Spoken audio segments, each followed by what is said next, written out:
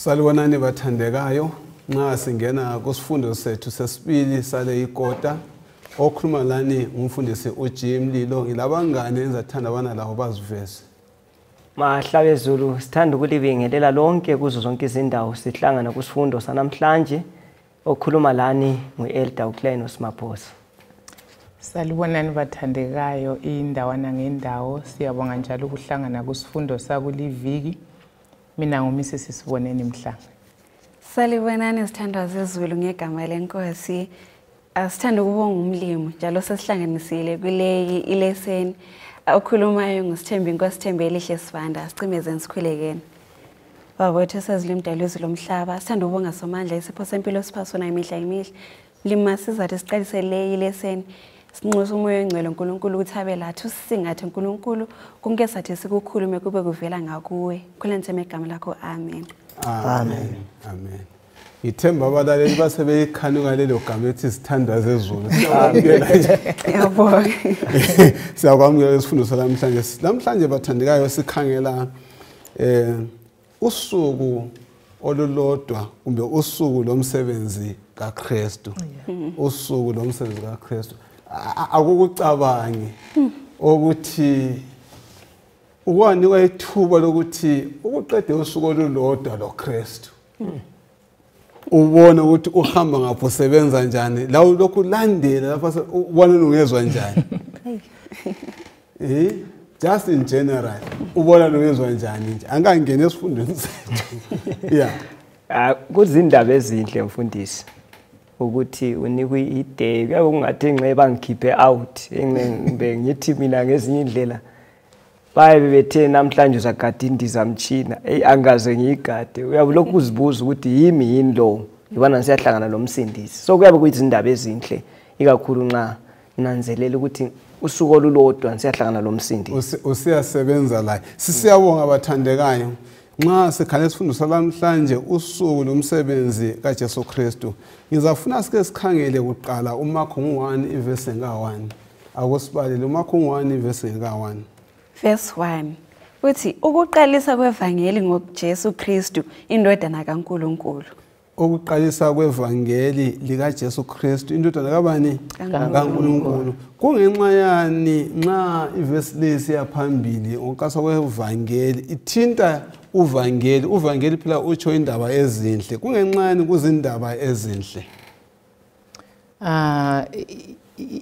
Ivangeli leli kuzindaba ezinhle mfundisi ngokuthi ungakhumbula ukuthi isithembiso sokuthi uJesu uzakuza isithembiso sakuqala saphiwa Adam.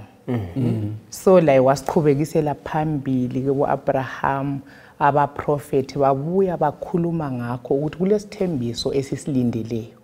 And ungafunda imbali ithi kwasokuhlala iminyaka 4000 years isithembiso singagcwaliswanga. So nxa uJesu esefikile siyabonga ukuthi uMark akutsho ukuthi kulivangeli kuba indaba enhle ukuthi into ekade sayilindela umsindisi ekade samlindela la nxa kuyikuthi uIsrael wayekhangela ukukhululwa kwakhe ebugqilini bamaRoma kodwa isithembiso sasisithi umhlaba ngendodana ezokhululwa esonweni. So kwakuzindaba ezinhle ukuthi finally isithembiso sikaNkulunkulu sesifikile. Siyabonga kakhulu. Ukhona ufuna ukwengeza kulokho? Ya okunye lapha amveza ngakho Mark uthatha uJesu njengoJesu othatha inyathelo. So kuzindaba ezinhle ngoba uJesu uthatha inyathelo uthi kukho konke ayekwenza nxa wayengena ku ministry yakhe uJesu wayetha ngabona umuntu amsilise. So nguJesu ongakukhangeliyo akuchiye kuphela kodwa uthatha inyathelo. So kuzindaba ezinhle ngoba uJesu lo wayeze uthatha inyathelo ngesono ekade sesihlukumeza umhlaba. Sisiyabonga kakhulu. Izela ngikhumbuza mhlazana uAdam lo Eva bonile ngadini yaseEden. Sebegwetshele ukufa abantu uthiwa inkokhelo yesono yokufa. Yes. Isithembiso bathi bebona ukuzala kwendodana yokuqala babecabanga engxenye yindodana yesithembiso. Baba lenjabulo kanti hayi ngikhona njani izakuza. Nxa isizile lapha finally kuletha intokozo kuma ukuthi isizile uMesiya senjani usekhona ngempela emhlabeni. uJesu uvezwa njani encwadini kaMarko njalo indlela avezwa ngayo imenza abe ngumuntu onjani. Uvezwa njani uJesu encwadini kaMarko? Ivesi ayifundileyo mfundisi uvesi 1 ngokwakhe uhlasivezele uJesu njengendodana kaNkulunkulu. Yazi kule mfundiso eziningi mfundisi ezihambayo esiKristwini ukuthi uJesu kayisuye uNkulunkulu kunjani. Kodwa uvesi 1 nxa ekhuluma ukuthi uJesu indodana kaNkulunkulu, uMark lapho uhlasinike i-position kumbe umsebenzi kaJesu enguNkulunkulu kodwa ethatha isimo somuntu ukuzohlenga umuntu. So kuyasinika imbali uMark uhlamveza ukuthi ubekhona. Uhlaqale khona. Yeah, uhlaqale ukuthini ungu eternal, wayevele khona umuntu engabi khona. Yes. Kuyasincedisa khonokho. Okwesibili akuvezayo lapha ukuthi uNkulunkulu uJesu ngongcwele kaNkulunkulu. So la khona lokho kuyasilethela ukuthi uJesu unguNkulunkulu. Mina ngihle ngayizwa lapha kumademoni nxa esedila lo likiyona ukuthi amademoni ahle avuma ukuthi wena ongcwele.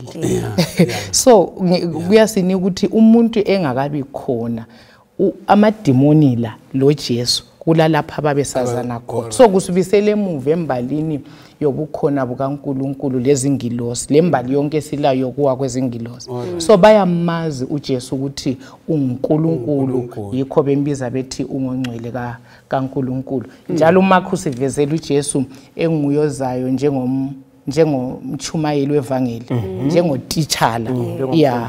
Sihle savezelwa kuchapter 1 lapha ukuthi wayehamba ebafundisa kasihambeni siwelele ngalo ngoba lakho kumele ngiyefundisa izindaba ezinjalo. Umchumayeli wevangeli kaNkulunkulu. Yes, emnqeko kokugcina sihle sithinte kalikiyona ukuthi uJesu uMaphoso ke wayithinta ku-introduction ukuthi sibone uJesu esiza kuzindaba ezinhle uvela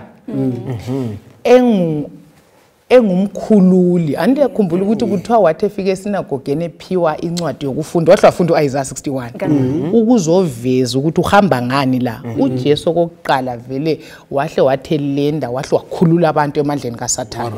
Yikho sibona uMark ehle sivezela ama-miracles amanengi ekhulula abantu emademonini, khulula abantu emkhuhlaneni, esenza kuveza ukuthi uJesu nguye umsilisi we-physical imizimba yethu egulayo lokwakomoya.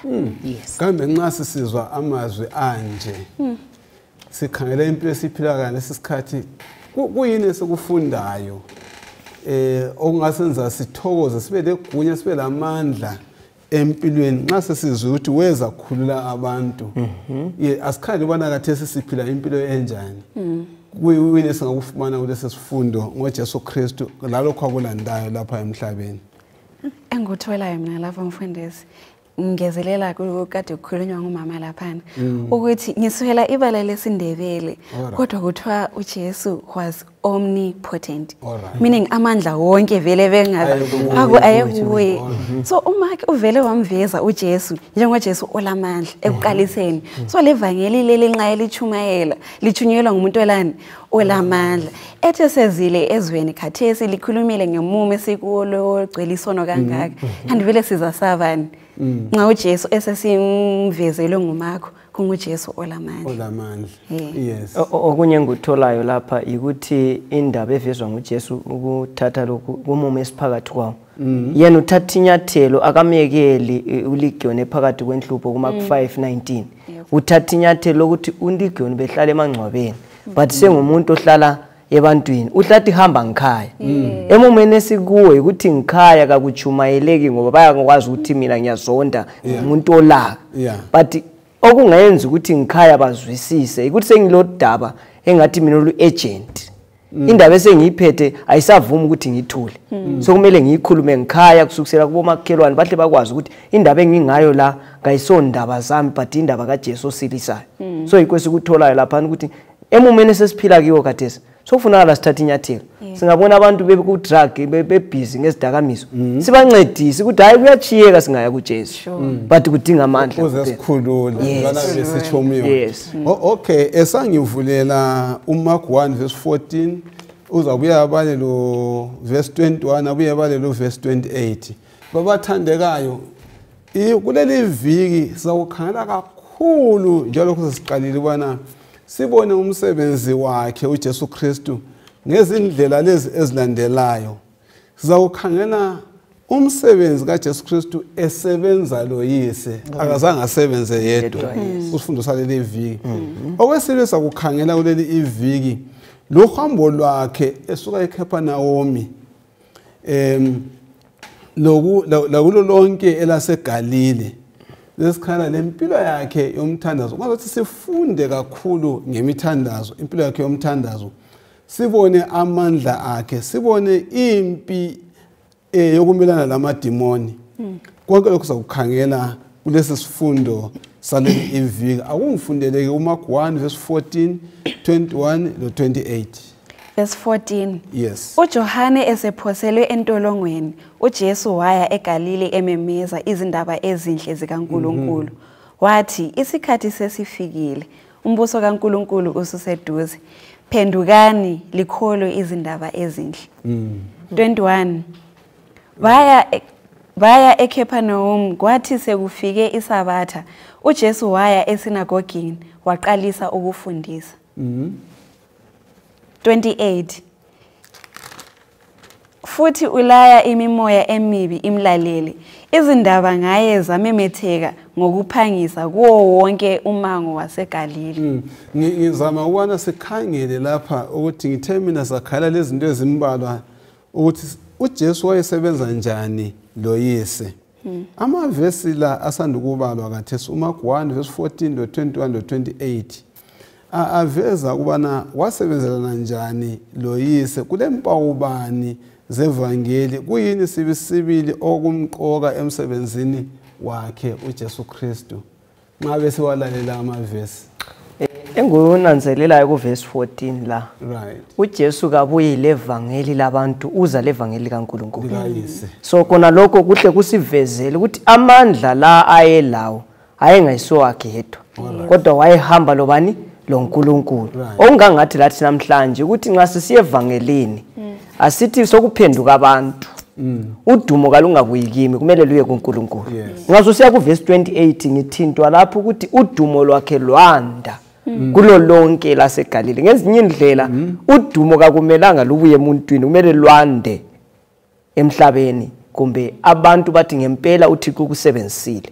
Kungathi ukuthi hayi and uphakamisa abantu, kuthiwe ngempela uJesu ukhulumisa ukusebenzisile emsebenzini wakhe, labantu balandela uJesu. Siyabonga. Ngithathela ekuvezweni kwalesi sifundo okuvezwe ukuthi uze le ndaba ezinhle uJesu Kristu.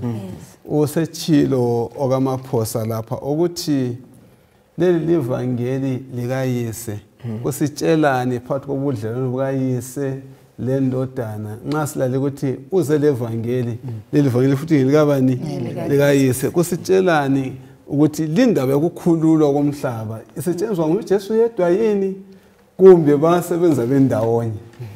Yeah, ungafunda imbali yokusindiswa komuntu umfundisi. Uellen G. White kule ndaba ibhala kuPatriarchs and Prophets. Alright. I-chapter ethi The Plan of Redemption. Ukhuluma ngokuthi icebo lokuthi umhlaba usindiswe lelukwa vele umhlaba ungakadalwa lo muntu engawe. So uthi uNkulunkulu Baba le ndodana lo moyo oyingcwele bahlala phansi baceba leli cebo. So khona lokhu nxa uJesu esefikile esekhuluma ivangeli likaNkulunkulu, esekhomba abantu kuNkulunkulu uthi hambe etshela abantu lokhu uNkulunkulu akwenzele khona. Kusinika ukuthi icebo lokusindiswa komuntu ngelobu uNkulunkulu ngobuthathu bakhe izulu. Yes. So uJesu uthatha irole, isigaba sokugqoka ubuntu abuyazokufa. Umoya oyingcwele uthatha isigaba sokutshengisa abantu, sokuconvict abantu lokuphendula abantu abatshengise uJesu osusizono. So sibona involvement, sibona ubuthathu bezulu busebenza ndawonye ukuthi umhlaba usindiswe. Siyabonga. Ngibuyela kweleka amaphosa lelithi lo dumo lwanda So udumo longandi kuye kuphela lalubuya la kuyisa ngithi ngoba basebenza bendawonye ukhona ukuthi ngifuna lapho ukuthi vele uJesu lapha asebenza khona akasebenzi eyedwa sikhangele nini even ukudala umuntu bayahlala phansi ubaba indodana lomoya engcwele bamdala kuthi lo besonile njalo futhi bayahlela njengoba umama kade sekhulumile uthi kwasokuhleliwe kudala ukuthi umuntu nxa engawona kuzayenzakala kanjani so lapho Jesu asebenza khona kulo baba ulo moya engcwele asike sikuletheni kwethu impilo thina sisebenza njani kwethu impilo isikhathi esiningi ngiyabe ngithanda ukuthi nxa ulutho lwakhona luyenzakele mina ngiphume mina ikakhulu mina nguye owanda ukuthi abe khona nxa kungasebenza ukuthi nxa singakwenza sindawonye kungabonakala umina afe kungasebenzeka manje umina kade usugcwele kimi kulokubana akungabi yimi kodwa kube nguKristu watsho njalo umhlabeleli lapha so okungasincedisa kusifundo lesi sivezela ukuthi uKristu kuphela ngaphakanyiswa abantu abaningi badonseleka kuye so maphosa yikho phela uJesu ayekuletha nxa isithi kubafundi lindane eJerusalem lize lamukeliswa amandla indaba yokusindiswa kwabantu ngekaNkulunkulu amen asoyabantu so ngaphandle kukaNkulunkulu akulamuntu ongasindiswa futhi imphefumulo ngeke iphenduke so yikho kumele nxa sisebenza indaba yemphefumulo lesi sizuza amandla kaNkulunkulu ngoba uNkulunkulu nguye yedwa amandla okukhuluma lenhliziyo zabantu aziguqule thina singama instruments kuphela so akulalutho esingazenzela khona mina yikho engifundayo lapho ukuthi bekudinga ukuthi sisebenze in partnership with the Godhead seyame kangaka kuNkulunkulu akula sigcawu sikasimayedwa sikasimayedwa right hayi uzimnandi indaba uMark 1:38-39 uveza ukuba uJesu wahamba imiganga engakanani ngevangeli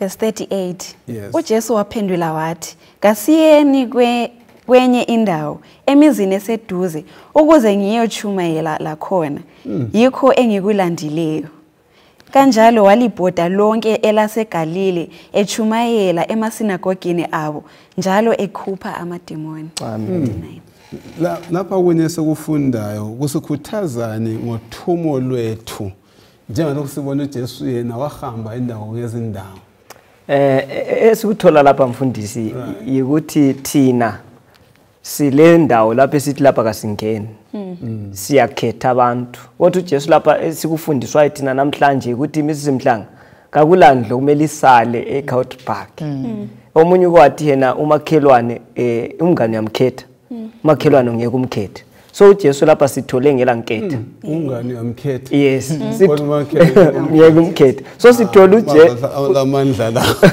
sithola uJesu engena kuzo zonke izindawo ngoba yena ekuthinyiwe ukufundisa lokuchumayela lathi namhlanje sithunyelwe ukuthi sifundise abantu sichumayele ebantwini sibatshela ngoJesu ozayo so kuyizwe indaba ezinhle kumele sizitshela abantu kanti khona kwaye kwenza yini ngamasabatha kuphela yini kumbe wayekwenza izinsuku ezinsuku sifundani umaphoso sethithile laphana umsebenzi kaJesu wawuthatha impilo yakhe yonke esemsebenzini wayengameleli isabatha ukuthi aye church ayisinagogeni ayefika funde abesechasisa izindaba yikho esithi asiweleleni kuleliyani idolobho lakhona kufanele ngiyekhuluma so kusifundisa ukuthi impilo yethu yansuku zonke kayithinte izimpilo zabantu abantu bonke esigudlana labo kasibatshengiseni uJesu lokuthi singasebenzi ngeaccident asibeni intentional sijonge uJesu antsho ayibona ukuthi ule program ujongile ukuthi nyakuleliyani drop ngiyefundisa kile so kuyasinika challenge njengamaKristu ukuthi siyasibeka yini isikhathi esiseceleni esikhethekileyo esokujonga ukuya kulabana lalabana uyakhuluma indaba ezihle okwenza ngabuza umbuzo ukuthi yena nzela abantu abaningi babefuna ukuthi ngesabatha bayebangelana usuku olulodwa. Mina lami lusuku lwami kanti indawo yokusebenza ikhona iviki lonke endaweni yonke jikelele. Ngicela ukugcizelela indaba yokuthinta abantu bonke mfundisi. Yes. Ngike ngabuya lo munye umngane wami lapha sikhuluma ngeministry ngenye program eyenziwa for abantu abadala asebegugile okukhulu labo gogo. Samangala ukuthi bebiziwe ukuthi bafundiswe ukuthi baziphathe njani ebudaleni babo, bafundiswe into ezikhethekileyo ezempilakahle, banikwa ama-fruits lokudla okuhlambulukileyo, basebetshelwa ukuthi la nxa impilo yabo isikhothama kababambelele kuJesu ngoba kule mpilo ngangani. So ngiyakupoint yokuthi nxa uJesu even imission yethu anti thina siphiwe idaba lengilosi ezintathu, ithi ingilosi yabonakala ukulichumayela ebantwini bonke ezizweni zonke. So asikhethi age kumbe ukufunda. Kwesinye isikhathi siyakhangela abanothileyo sibone ngani hayi laba bamdinga uJesu, but ungafunda umoya wesiphrofethi uthi bamdinga kakhulu ngoba bayasindwa. So umuntu wonke mfundisi ulesikhala. Umuntu wathengenelwa yisono kwaphuma ubuNkulunkulu emuntwini, so ulesikhala esidinga kangaka uJesu. Kumbe ufundile kumbe kafundanga, kumbe ulemali kumbe able-bodied kumbe uyisigoga, wonke umuntu akulamuntu omele simdlule mfundisi ekuhambiseni leli ivangeli. Yi-attitude uJesu ayebuyelayo. Yikho even esesishiyela umsebenzi wathi hamba nezizweni zonke. Asike sikhangele kwasesikhathi lapha esebenza khona uJesu enza umsebenzi omuhle oyesuka bamxotshe. Ekakhulu nxa sikhangela uMark chapter 5, nangu umuntu oyebathwalise nzima ehlala emalibeni kungamnandi, wafika lo muntu wamkhupha amadimoni. Esemkhupha amadimoni siyazi indawo ukuthi ingulube zabe zawela ezangena emanzini zabenza bathuthela bangamfuni. Sisifundani ngokuthi ivangeli lihambe lapho oxotshe khona nxa sibala uMark 5 verse 19. Kuyini esekufundayo ngokuphikelela? Silesifundo bani? Akusibali uMark 5 verse 19. Verse 19. Yeah. Kuthi uJesu kayivumelanga kodwa wathi kuyo, hamba ekhaya kwabakini ubatshele ukuba inkosi ikwenzele okungakanani lokuthi ibe lesihawu kuwe. Okay. Sinanzela lokho ithi inkosi kanjani ngayivumelana. Yayisifuna ukwenza njani? Okuhlala lokumlandela. Kodwa uJesu wenza njani? Wayithuma. Sifumana ufundo bani khonapho? Mina mfunda ukuthi mfundisi lokho uJesu asenzele khona kasihambeni sikutshela abantu ama-testimonies lokho sokwenzakala ezimpilweni zethu, asihambeni siyetshela abantu amandla abonakaliswe ezimpilweni zethu.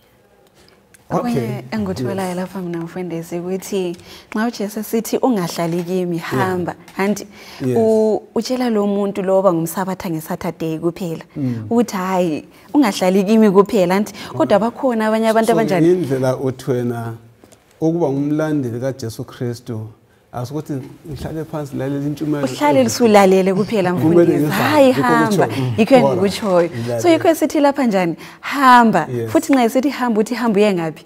Kwabakakini. Nxa usiya kini lapha uyenzani? Uyebatshela ukuthi uJesu ukwenzeleni ngapi ngakini. Kulenye into engithola lapha umaphosa amazwi atshiyo lapha kambe kuthi uthana kumele uqale uyesolosi uye college ye-theology uqala uyafunda wonke ama-doctrine. Nxa sizothiwa hamba uye kwabakini ebatshela kwenkwenzele khona kwenza ukufakazela uJesu kube into enzima yini? Ukufakazela uJesu ngendlela uJesu efinyelela uLegion kuba zindaba ezinhle. Anti ngomuntu obe evele abantu yazi ukuthi ngibuza lo mbuzo kulabantu abesaba uhamba bayefakaza. Okay. Bethi mina kangilazi eBhayibheli. Kodwa nxa sizwa amazwi athana hamba uyebatshela lokho enginjani? Ongenzele khona kuyini esikuthola? Ukuphendula lo mbuzo umfundisi awuletha lapha kuba lula ngoba uLegion Yes. uyafakaza ngalokho uJesu ayemenzele Amenzele khona khona. ngoba waba lesihawu kuye Yes. ngoba ubethwele nzima ebotshiwe Yes.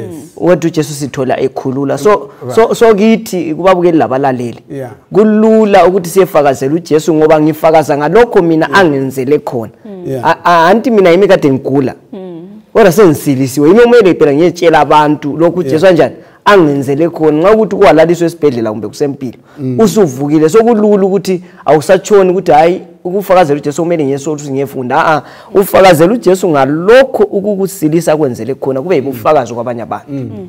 Asike sikhangele nemisebenzi kaJesu Kristu ukuthi wenzani esuka khona koKapernaum, wenza umsebenzi bani ohambeni kwakhe konke in summary kuyina akwenzayo. Singafunda ku verse ngo33 khona phansi. Right. Wasilisa ababelo abalamademoni. Right. Wenzani futhi? Ngezinye indlela sithi imikhuhlane yonke yayikhona uJesu wayikhupha. Right. Then khangela indaba yokuthi kulabo ababegula kumbe kulabo ababethwele nzima uJesu wayebanika umthwalo olula. Okunye uJesu kuvele lapha ukuthi wahamba efundisa njalo echumayela masinagoge ekhupha umoya onjani ababi. Akusifundele futhi uMark 1 verse 21 uye u28 uzabe ufunde uMark 6 verse 45. Mark 1 verse 21. Yes. Vaya eKapernaum kwathi sekufike isabatha uJesu waya esinagogini waqalisa ukufundisa. Okay, u28. Futhi ulaya imimoya emibi imlaleli. Izindaba ngaye zamemetheka ngokuphangisa kuwo wonke umango waseGalili. O6 verse 45 no 50. 6 verse 45. Yeah. Uthi Masinyane uJesu wathi abafundi bakhe bangene esikepeni bahambe bamandwilele eBethsaida esiya yena esavalelisana labantu. 46. Ayi u50 verse 50 uthi ngokuba bonke bambona besaba. All right. Siyabonga azangena kakuhle amavesi. uMark umveza njengomuntu osebenza ngesiqubu esinjani uJesu Kristu. uMark ungakhangela indawo eziningi. Yes. Kulebaleli lokhe livela mfundisi amavesi afundiweyo ibaleli team elamele sikhiwa lithi immediately kumbe lithi suddenly usithi ukuthi masinyane kumbe ngemva kwalokho. So kuveza isiqubu ukuthi izehlakalo uJesu zazisenzakala esinye ngemva kwesinye esinye ngemva kwesinye.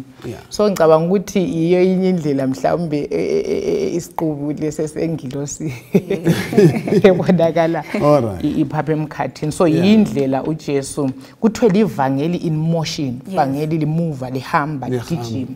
So wayephuthuma ngamanye amazwi. Wayephuthuma. Yana phambili bese nguphambi. Besafuna ukuthi yilivangeli elengilosi le ephapha emkhathini ngoba isikhathi sesingesokuphela mfundi. So seligijima selishesha selihlenga isikhathi ukuthi ivangeli lifike emkhawulweni womhlaba abantu bonke basindiswe. Okunye mfundisi khona apha engikuthwelayo ivesi lana idlulela phambili ithe masinyane wabakhulumisa wathi manini sibindi yimi lingesabi. Esengitholile khompana ngingezelela ukukhulunywa ngumama laphana ukuthi ivangeli likaNkuluNkulu ngela khona ethiwa emergency khonapho alilindele isikhathi. Ngoba vele lesikhathi kasinjani asisekho. So leli ivangeli selile emergency kakhulu. Osokumele ligijinyiswe. But sister bangake abantu esibadlulayo usuku ngosuku sibekela bedlula nje besiya ekufeni balahlwe beke badlula kithi esiphethe indaba ezinhle zikaJesu osindisayo.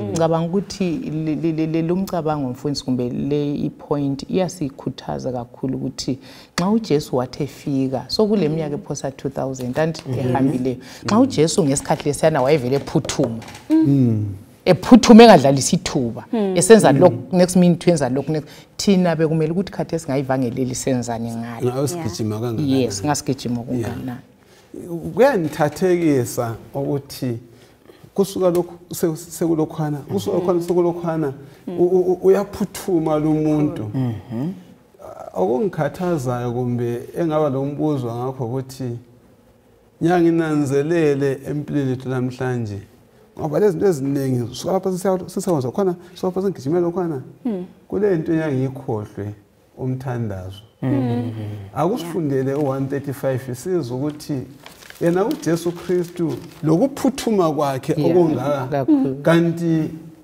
wayesima njani nxa susiza endabeni zomthandazo u35 uthi ekuseni kakhulu kusesempondo zankomo uJesu wavuka waphuma endlini waya endaweni esekusithekeni wayakhuleka uJesu uthiwa wayekhuleka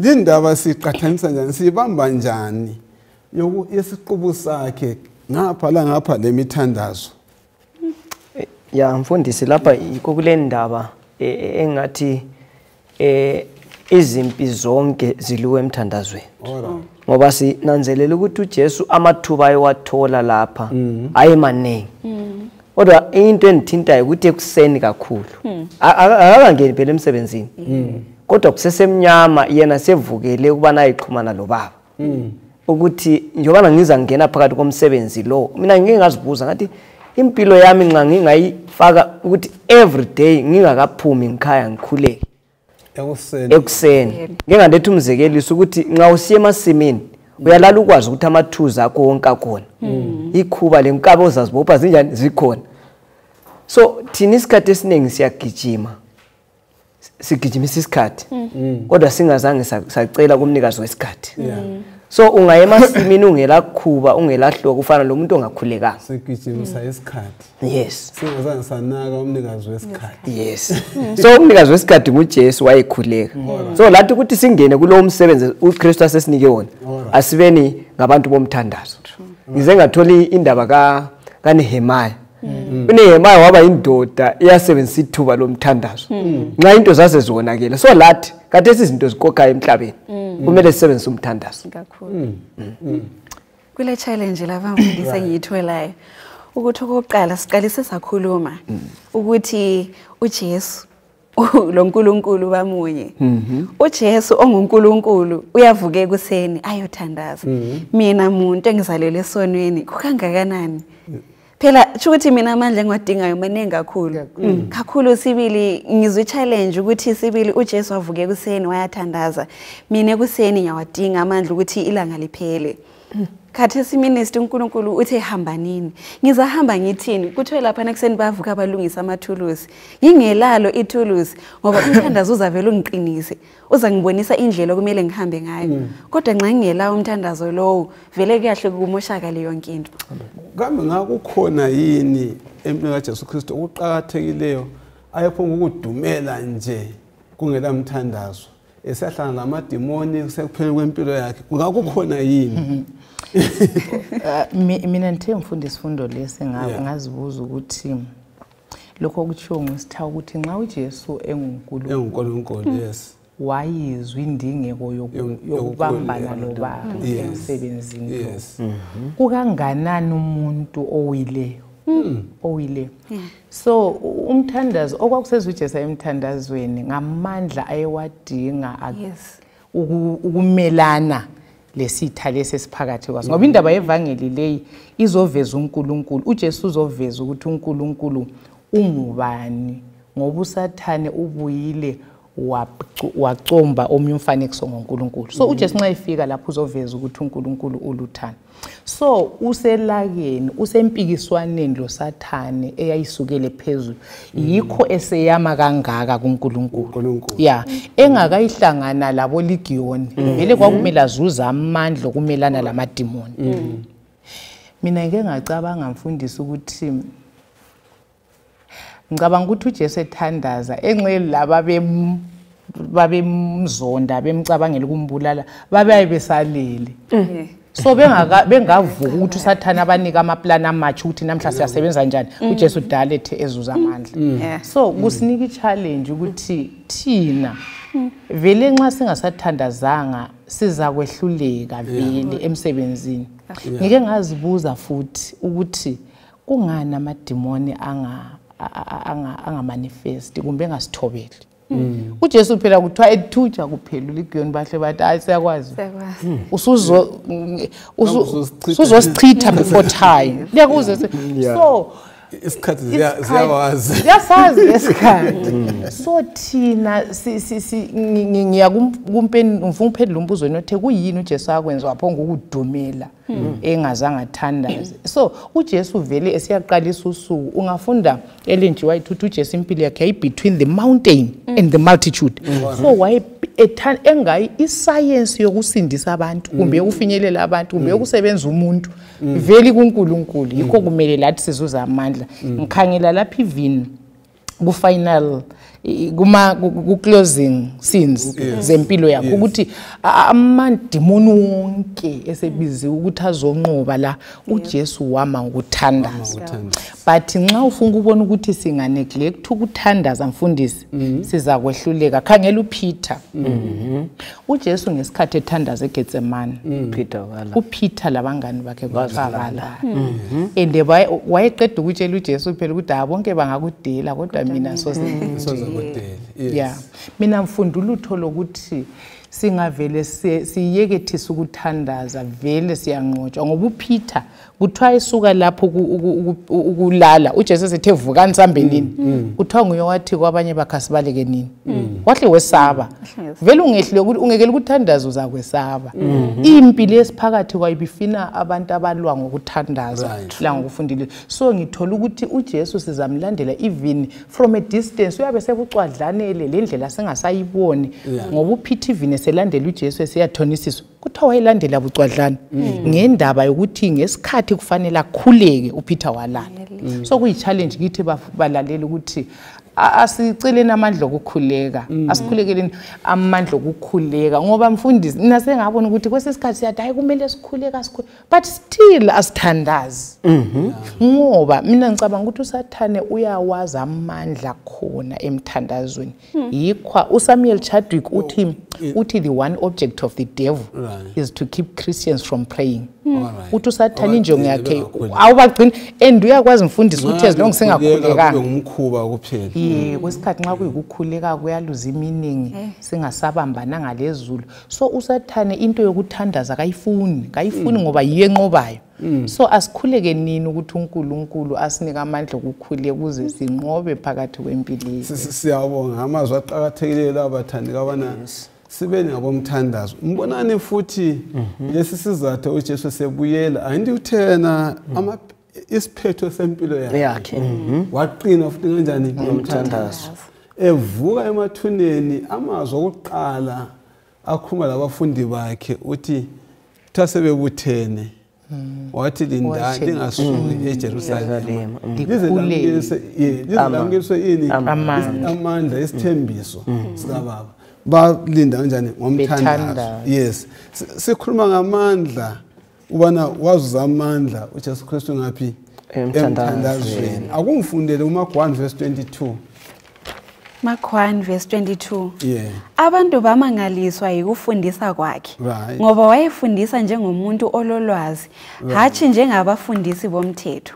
Okay ufundele 20 verse 20 11 verse 27. 11 verse 27. Yes. Verse 27 uthi bafika njalo eJerusalema kwathi uJesu ezihambela emagumeni ethempeli kweza kuye abapristi abakhulu labafundisi bomthetho kanye labadala. Okay sibambe khonapho ngifuna ukubala kule version uMark 1 verse 21 uthi uverse 22 uthi abantu bamangala ngokufundisa kwakhe ngoba wabafundisa njengolamandla kunganjengababhali njengolani olamandla ufundisa njengolamandla. Ukuyini esikufumanayo lapha kuphawulwane ngamandla kaJesu Kristu abonakala ngani abonakala ngaphi asiqoqeni indaba. Ya mfundisi sike sathinta ngoJesu othi angafika kuthathwa inyathelo. Lapha ukhuluma ngezazi umthetho. Ababhali. Abantu abezitshela ukuthi thina yithi esikwazi konke. Nangu uJesu umntaka carpenter. Anti nguJesu lo. Sebemazi lokuthi uzalelwe ngapi. Anti uzalelwe eSitebeleni. But nanguyana simthola enguJesu esephila lawo. Bahle bamyeyise. So bathi ukhuluma njengowathi ulamandla. Okwenza batsho njalo ukuthi lokho asekukhuluma akazenzela anti silesa thinta uJesu ukuthi uloNkulunkulu ekusebenzeni kwakhe. So thina singasebenza loNkulunkulu. Even sisiye emsebenzini kaBaba anti uJesu okhulekayo lo. Lathi singakhuleka sisebenza loNkulunkulu. Amandla loba sesikhuluma lapha bayazibuza ukuthi kathi lokho esikukhulumayo sikuthatha nga. Ngoba sebesilolwazi ngoba everyday insuku zethu nxa sivuka ekseni sibalilizwe sithandaze sibe sesithanda labantu. Ngoba uJesu emva kwalokho amandla la abonakala ngokuthi wayewaveza ngitsho labantu ayebabona wayebasilisa. Lamadimoni ekhuluma bahle bathi lo ulamandla. Ngoba uverse 22 la ihle yasinika igunya lokuthi uJesu lo like la ukuthinta lapha phansi likubala ukuthi njengolamandla. Amandla wayelawo ngoba nguJesu owayehamba loNkulunkulu. So lathi singakhuleka sihambisane loNkulunkulu amandla avela kuBaba. Uyakwazi ukuthi mina ngithe ngikhangela indaba le iMaphosa ngazibuza ngathi kati nxa babeqathanisa uJesu lababhali babone ukufundisa kwalabo abantu ukushiyene. Kayivela ababhali babefundisa njani? Ngasengithola ukuthi ababhali kuthiwa babe seneliso even ukumemorize iTorah. And bafune ukuthi izinto zonke zenziwe to the very letter, to the dot ngendlela umlayo otsho umthetho. Yes. Kodwa uJesu esefikile ikhumuzwe sithi lina lifanana lamangcwaba. Phandle so sebececile begqoka ama long robes thwa besime emahlanganweni endlela benza imthandazo elolongiwe emide so batemele zoNkulunkulu. Nxa ukhatshana wawuyathi bangcwele. But nxa uJesu esefundisa manje uJesu wayefundisa ilizwi aliphilayo. Yiumahluko. Labano kwabo kwakulilizwe lisemlonyeni uJesu esithi laba bangikhonza ngemilomo kodwa inhliziyo zabo zikude kakhulu. Yes. So amandla mfundisa vele kuthini ilizwe esilikhulumayo siyaliphila yini. Bese ngigijima ngicabanga indaba yebandla lensuku zokucina iLaodicea. Ungafunda uRevelations chapter 3 verse 17 wakhona uthi lina lithi mina nginothile. Uboneke leli bandla mfundisi in terms of ukukhanya esikuphiwe nguNkulunkulu ukhulu kakhulu. Amen. But umbuzo uthi are we living up to that light? Siyakuphila yini esikuchumayelayo? Siyakuphila yini? So amandla asekuthini singabi ngabalikhulumayo kodwa sibe ngabenzi belizwe. Omunye kuthiwa wathi hayi mina sendini ukuzwa ngoKristu. Ngicela ukumbona onjengaye bese ngimlandela. So indaba mfundisi yi-practical life. Eveza ukuthi uJesu kimi uyaphila.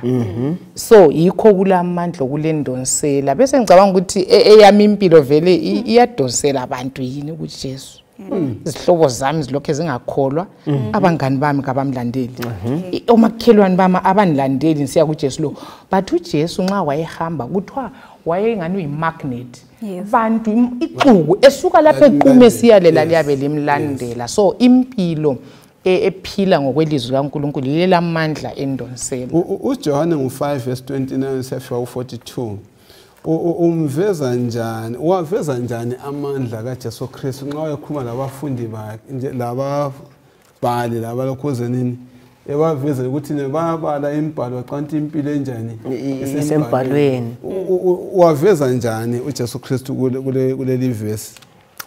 Okay, okunye enguthola lapha ngifuna ukugcizelela khona lapha kuJohn 5 lo wesimfundayo ukuthi babefunda imbhalo becabanga ukuthi embhalweni lapho yikho abangafumana khona usindiso kodwa uJesu abe seziveza yena njengesibonelelo uthi mina lokho elikufunda embhalweni uJesu yena wayebuya kuphile thina esikuchumayelayo kade sigase kuphile ayesekuthi wayeza umana abachase ukuthi imbhalo libalayo iveza mina yes uyayiveza yena uJesu thank you so much mfundisi ukuqonisa lapha imbhalo leli ibalayo iveza mina engikhulumayo yayiveza yena uJesu esitsho yena kodwa nxa ekuveza lapha kibo ngifuna ukubuyela ku point yona le esisuke kiyo ukuthi ababhali labaFarisi anti sithintela ukuthi ababhali la uJesu laba ngabantu ababefunda umbhalo kodwa babengawuphili uqonda ukwazi umthetho wonke njengoba ekuthintile lapha kube sekhanda kodwa ubuye ebantwini anti lonyaka sikhuluma ngePentecost 24 ye umoya lwana wasendulo ukuthi usifikele ukuthi singabe ngabantu labana abahamba njengebhoreni bayebukela kodwa siphile lokho esinjani esikuchumayela nxa sikhuluma kwazakala ukuthi lokho esikukhulumayo siyakuphila so uJesu wayebavezela lapho ukuthi ngingafunda uJohn 5 yena lona kade simfunda impilo le lokho elikudingayo yimi uJesu wakhona so imbhalo le iveza mina ngithunyiwe ngenza umsebenzi kaBaba so imfundiso yakhe le yayichaza ubona uJesu Kristu amandla akhe ayevezwa ngayiphi indlela ayevezwa ngayiphi indlela basebenzise ibala lesiGreek lapho esosia babasebenzise iphi indlela ukuthi kambe wayengumuntu wayefundisa elokuphuphu wayengumuntu wayenjani maybe besacabanga khona lapho mina nguthola mfundisi ukuthi uJesu ayekufundisa yikho ayekuphila kulesinye statement esikhiwe ngisithandayo esithi Jesus walked the talk and talked the walk mina ngayekukhuluma wayekuhamba ayekuhamba wayekukhuluma njalo so bese ngisiba lo munye umbuzo engizibuza wona mina labalaleli mhlawumbe abangazibuza wona ukuthi mhlawumbe ukubala iBhayibheli kuphela ngibe lazi ku-enough yini okay is it enough siyabonga kumele ukuphila njalo ngochilo ngithi so umbuzo engibuza ngaphambili lapha ngingawuthathela ukuthini nxa wayefundisa bakhuma bodwa enhlizweni zabo uJesu wakwazi ubana abaphendule abakucabangayo enhlizweni yakhe kuveza ukuthi wayelamandla angakanani khonokho ukuthi umuntu akhuluma ukucabangayo futhi abese tshengisa amandla akhe kwakuveza ukuthi umuntu onjalo kwakuveza ubuNkulunkulu ukuthi angayifunda imicabango yabantu lenhliziyo lokuthi uyasazi sona into lolwazi lamandla okunye mfundisi ukuthi bona babengavuma ukuthi uNkulunkulu so konokuyana ingqondo yethu vele ingaveli ibuye ukuthi alo ngumuntu even umchumayele emile lapha sithi alo ngumuntu phela siyamazi yes uthunywe nguNkulunkulu uzokhuluma ungusomlomo kaNkulunkulu so uJesu wayengusomlomo kaNkulunkulu wayenguNkulunkulu akusifundele uMark 1 verse 34 lo 39 mina zothi ufuna ukukhuluma right ngifuna lapha ukuthi ingakabali ukuthi even la kuMathewu uyasho ukuthi amandla wonke ngaphi ezulwini lemhlabeni aphiwe mina so uJesu lani lamandla wonke lapha wona uthena uJesu omnipotent olamandla wonke kanti futhi amavesi sanibona asiveze aveza ukuthi ngu-omniscience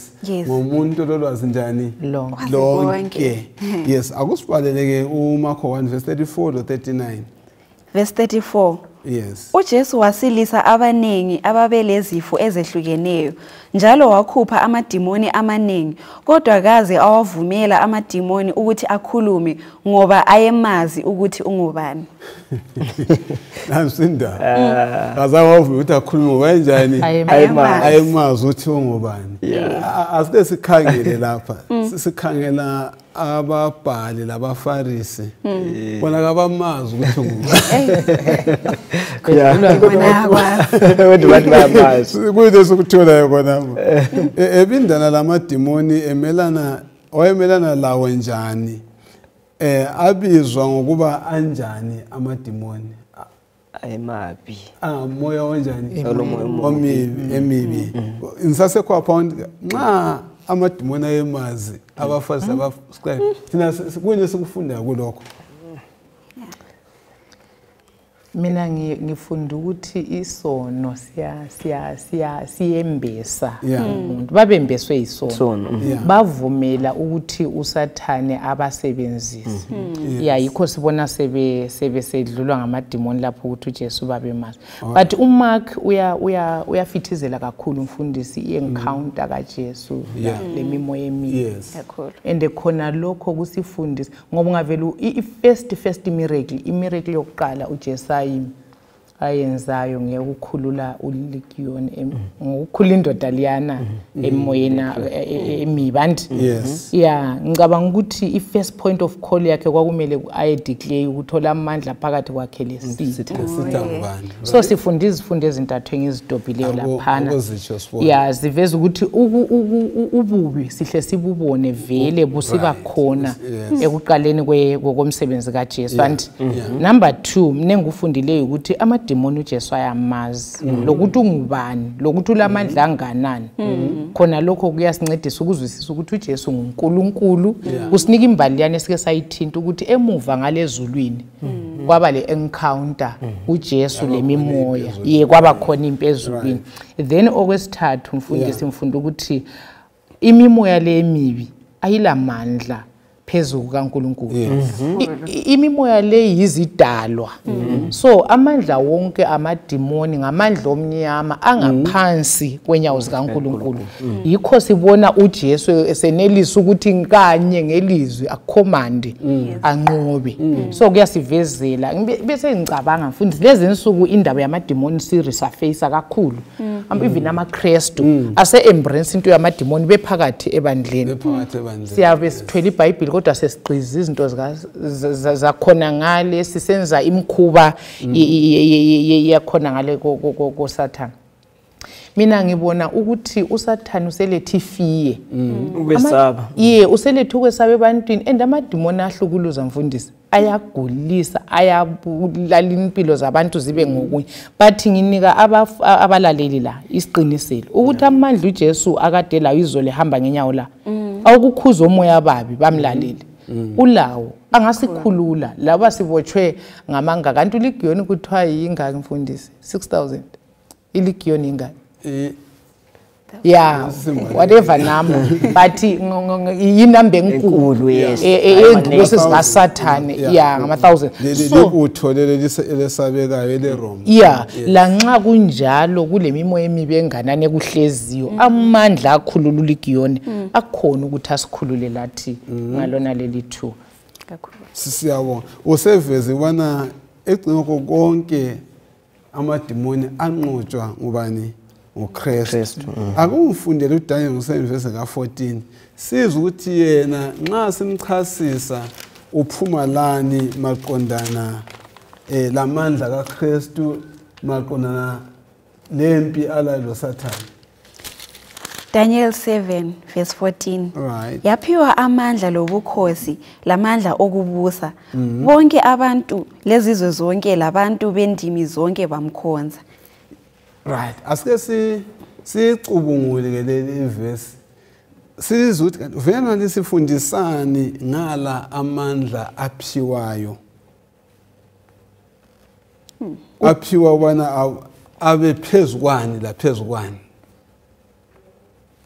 asibaleni njalo yaphiwa amandla lobukhosi lamandla okubusa bonke abantu lezizwe zonke labantu bendimi zonke bamkhonza ubukhosi bakhe yibukhosi obungapheliyo obungayikwedlula lombuso wakhe kawusoze uchithwe umbuzo engilawo lapha ngubani waphiwa lawo amandla ngubani lo mbuso akwasoze uchithwe uJesu umbuso wakhe awuyikuchithwa ngoba amandla wonke anikwe yena kona lo mhlaba so thina njengababukeli labalaleli akumelanga sesabe indaba kade thintwa uMsisi mhlanga ukuthi abantu bayesaba siyesaba akujwayele sigcwele kwesaba anduke kwathintwa lapho ukuthi amadimoni ayebemazi ukuthi lo nguJesu so kule ndaba lana kumsebenzi andi yabantwana bakaSkevu ukuthi lina lingobani so amadimoni lawo ayakwazi nxa sikhuleka so thina lapha sidingekala amandla ukuthi sithandaze singakhuleka siyanqoba so uJesu ube lamandla ngoba impilo yakhe